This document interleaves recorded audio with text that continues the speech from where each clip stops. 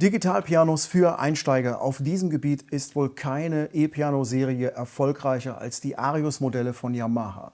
Nach 4 Jahren nun erneuert Yamaha die Serie und wir haben hier die beiden Modelle YDP 166, das ist dieses hier, und das YDP 146, das ist das kleinere, in weiß und in schwarz. Die beiden Modelle dürfen wir uns im Vergleich anschauen. Das ist natürlich immer interessant. Für viele stellt sich ja die Frage, lohnt sich denn der Aufpreis zum größeren Modell und wo sind eigentlich jetzt die gravierenden Unterschiede? Genau. Und ich bin jetzt auch sehr gespannt, das mal rauszufinden. Und letztendlich geht ja auch an dich die Frage, sind die für den Klavierunterricht geeignet und kann man darauf Klavier üben, Klavier lernen und alles das? Ja. Also willst du es mal anspielen? Ich würde sagen, wir hören erst mal rein und dann kannst du ja vielleicht mal das Spielgefühl schildern, das du hast. Mhm.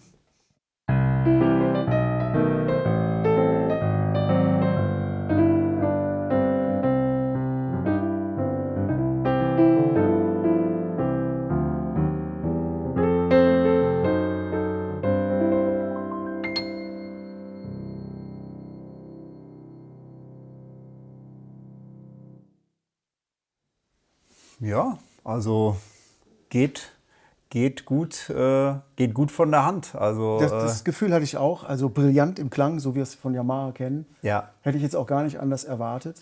Aber es hat da trotzdem Nuancen. Das ist jetzt nicht immer so super der strahlend helle Klang, sondern da gibt es ja auch noch so Zwischentöne. Das Schöne an Yamaha ist, dass eben diese Dynamikabstufung die Tastatur mitmacht, aber auch die Klangerzeugung. Ne? Also dass ich wirklich, also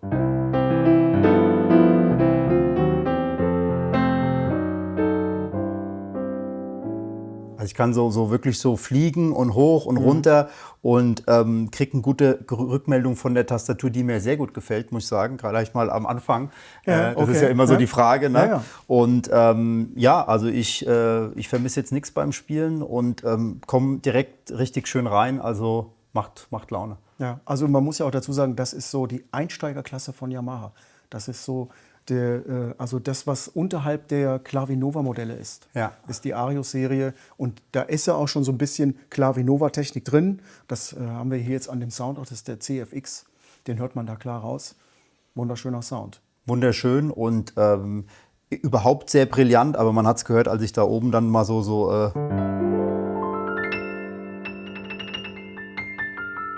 dass es dann da oben noch mal so ein Bling-Bling gibt, das ist halt Yamaha-typisch und ist schon auch schön. Also ist Diese cool. Brillanz, das muss schon auch sein. Ne? Ja, So, ja. ja. Also Ich würde jetzt gerne hören, was hier rauskommt. Ob das genauso klingt oder gibt es da Unterschiede?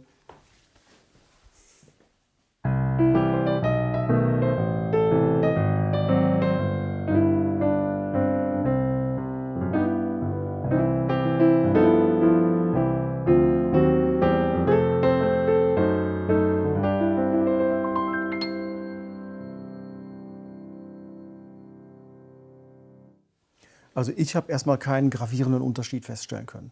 Das sind, glaube ich, identische Klänge. Ich weiß nicht genau. Wie hat es sich für dich gezeigt? klanglich sehr ähnlich.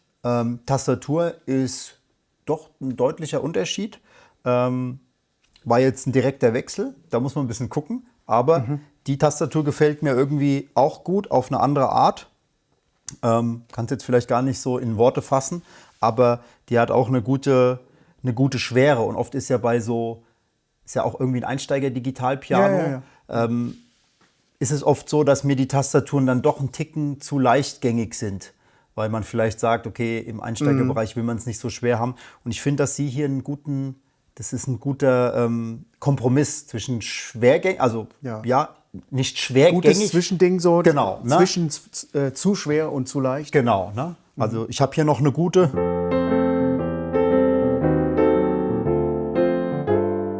Und auch hier habe ich die mit der Dynamik, wo ich dann auch noch mal so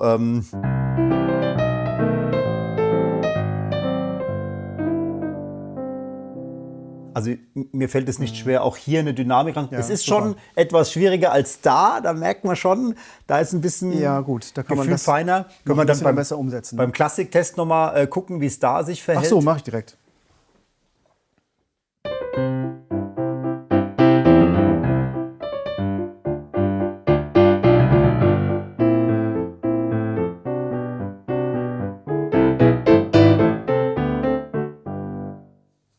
das ist tatsächlich so, ja. Man kann wirklich sehr, sehr gut mit der Dynamik umgehen hier. Das ist also sehr kontrolliert und ich kann das wirklich steuern und gestalten.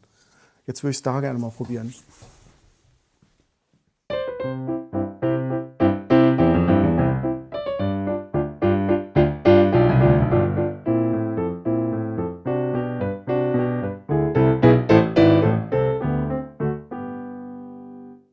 Ja, hat nicht genau diese Steuerung.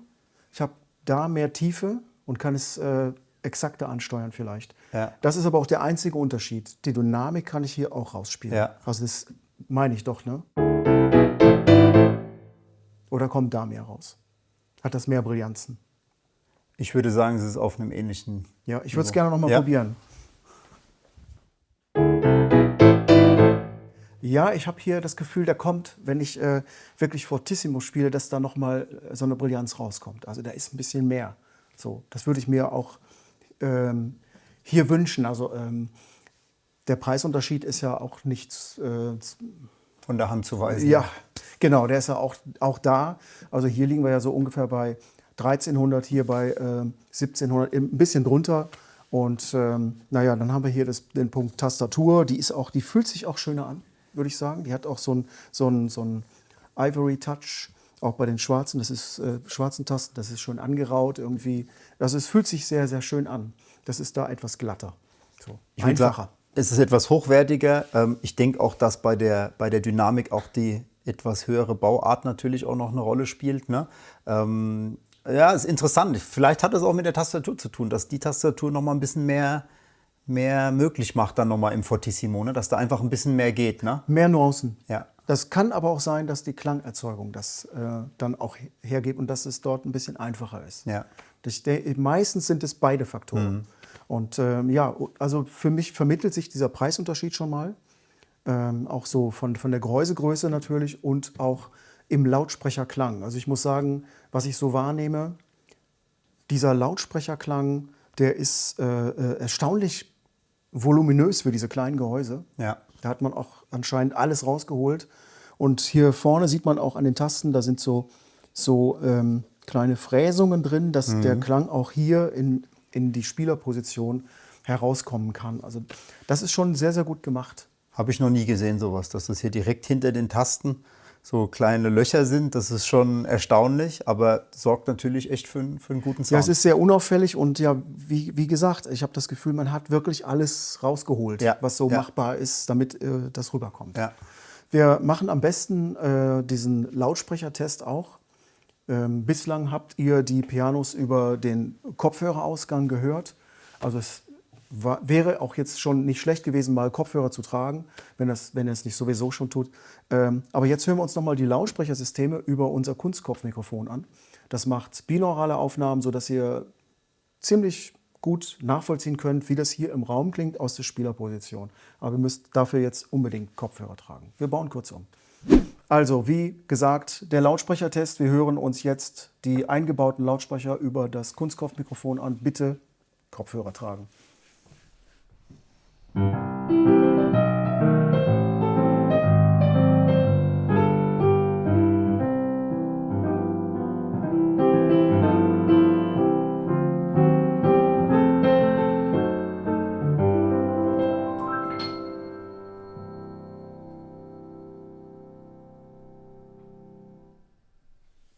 Sehr ordentlich. Ich mache gleich auch noch den Klassiktest. Genau.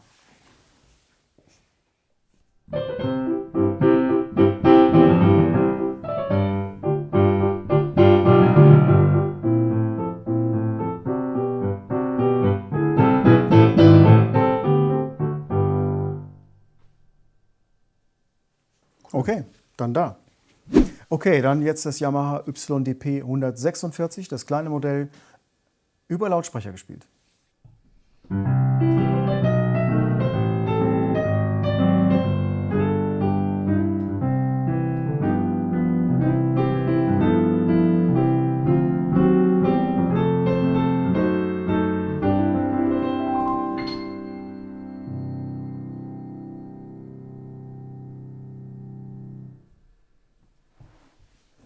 Ist auch fein. Ja. Ja, cool.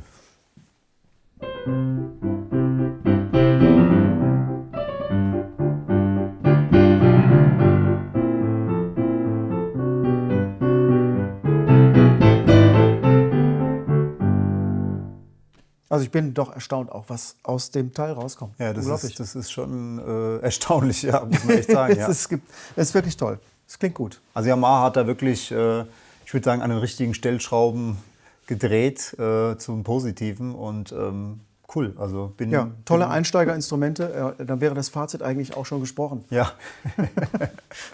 Gut, wir sind jetzt auf die technischen Funktionen noch gar nicht so richtig eingegangen. Es gibt Layer-Funktionen, es gibt Bluetooth, es gibt USB-Audio-MIDI, es gibt die App, die Smart Pianist App. Wenn euch diese Details noch interessieren, schaut auch gern in die Testberichte. Die Links findet ihr in der Beschreibung unter diesem Video. Und wenn ihr Fragen habt, dann nutzt gerne die Kommentarfunktion. Wir beantworten eure Fragen wirklich gerne. Und ja, ich würde sagen, um dann einen Strich drunter zu machen, tolle Einsteigerpianos für den Preis. Absolut faires Angebot mit richtig guter Qualität. Also mir gefallen die Klavierklänge gut. Und das Spielgefühl, die Tastatur, ist alles top. Gehe ich voll mit. Mein Highlight ist die Tastatur, auch in dem etwas günstigeren. Jetzt ist die Frage, was ist dein Favorit? Ja, also erstmal können wir uns ja bei den Farben entscheiden. Ja. Die Modelle gibt es ja sowohl in weiß als auch in schwarz. Aber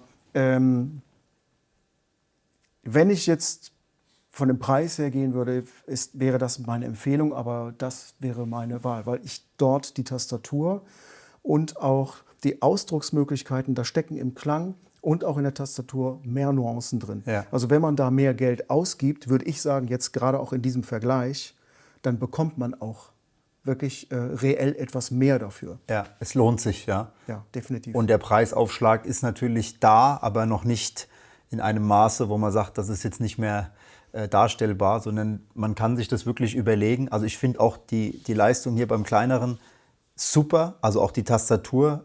Ich muss sagen, das war immer so ein Kritikpunkt von mir persönlich, dass die günstigen Yamahas dann echt so, ja, nicht das so was hatten, was ich gerne mir erhofft hatte, aber das ist nicht mehr so. Das ist wirklich auch ein tolles Instrument und hier kriegt man halt einfach noch mal ein bisschen, wie du sagst, ein bisschen mehr Nuancen und dann hat man echt eine Wahl, die man treffen sollte im Musikgeschäft und auszuprobieren, was mir besser liegt. Das ist auch ganz individuell, das muss man ausprobieren. Ja. Aber ich weiß nicht, wie es dir geht dabei. Hier würde ich sagen, fühlt man sich auch als Fortgeschrittener sehr wohl. Also man kann da wirklich auch schon komplexere Stücke spielen, also wo es auf mehr Nuancen und auch Pedalisierung ankommt. Das kommt hier sehr gut raus. Ja, also das ist schon so ein Instrument für, ich sage jetzt mal, professionellere Ansprüche. Also wirklich toll und also ich bin wirklich begeistert von den Tastaturen und ich finde es immer noch echt auch ein fairer Preis. Also auf jeden Fall mal sich die anschauen. Also von uns eine absolute Empfehlung, auch für den Klavierunterricht natürlich. Das wäre jetzt meine letzte Frage gewesen. Ja. Aber ich glaube, es erübrigt sich. Genau. Danke fürs Zuschauen und bis zum nächsten Mal. Bis dann.